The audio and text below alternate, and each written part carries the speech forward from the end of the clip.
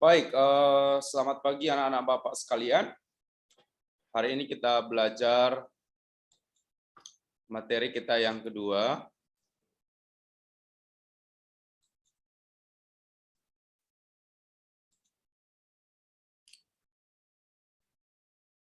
Oke.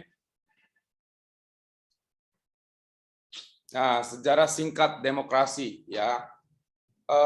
Tahun 1941 ya, menurut Diane Repiz dan Abigail ya dalam buku Demokrasi Klasik, ya Franklin Delano ya menyampaikan pidatonya, ya dia punya 4 pemikiran ya.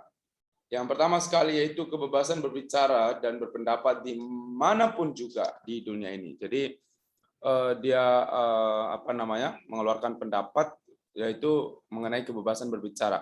Yang kedua, kebebasan kepada tiap orang untuk beribadah kepada Tuhan dengan caranya sendiri, dimanapun juga di dunia. Nah, yang ketiga, kebebasan dari kekurangan. Ya, artinya setiap negara berhak untuk hidup damai dan memberikan kedamaian bagi masyarakatnya. Nah, yang keempat, kebebasan dari rasa takut. Artinya setiap negara dan masyarakatnya memiliki hak untuk bebas dari serangan dan intimidasi maupun invasi negara lain maupun negara tetangganya. Nah, mari kita lihat ya. Ini ya, poin-poin pentingnya saja ya Bapak sampaikan.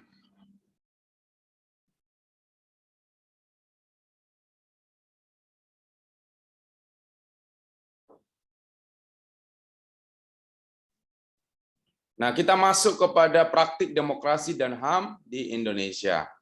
Nah, bangsa Indonesia adalah bangsa yang cukup banyak mengalami kepahitan akibat kehilangan hak-hak dasar sebagai manusia melalui penjajahan selama 3,5 abad. Ya, jadi kita tahu sejarah di Indonesia ya bahwa mengalami penjajahan ya. Jadi itu sangat waktu yang lama. Nah, termotivasi oleh kesadaran HAM, maka para pejuang mendirikan Budi Utomo sebagai organisasi pertama yang bersifat nasional. Mereka memperjuangkan adanya kesadaran untuk berkumpul dan mengeluarkan pendapat sebagai hak yang harus dijalankan oleh tiap orang. Nah, tentu saja gerakan ini ditentang oleh pemerintah Belanda yang pada waktu itu menjajah Indonesia. Ini adalah sejarah singkat demokrasi dan HAM di Indonesia. Nah, mari kita lihat panitia persiapan, ini sejarahnya juga ya. Sejak panitia persiapan kemerdekaan Indonesia yang mempersiapkan Undang-Undang Dasar Negara Republik Indonesia dan Dasar Negara pun menyusun Undang-Undang dan Dasar Negara berdasarkan pemahaman tentang demokrasi dan hak-hak manusia. Nah, kita tahu di dalam Pancasila ya yang dimulai dengan ketuhanan yang Maha Esa dengan sila kelima, keadilan sosial bagi seluruh rakyat Indonesia, semuanya menyaratkan keberpihakan pada hak-hak asasi manusia. Nah, Undang-Undang 1945 baik pembukaan maupun pasal demi pasal memberikan jaminan bagi terpenuhinya hak-hak mendasar bagi rakyat Indonesia, terutama menyangkut demokrasi dan HAM. Nah, inilah sejarah singkat daripada demokrasi ya di Indonesia. Nah, mari kita masuk kepada firman Tuhan dalam kitab Mazmur 133. Ya, itu berbicara tentang hukum daripada persaudaraan. Ya, bagaimana ada kesehatian, maka persaudaraan ini mestinya tidak hanya dibangun dengan orang-orang seiman saja, tetapi dengan siapapun juga.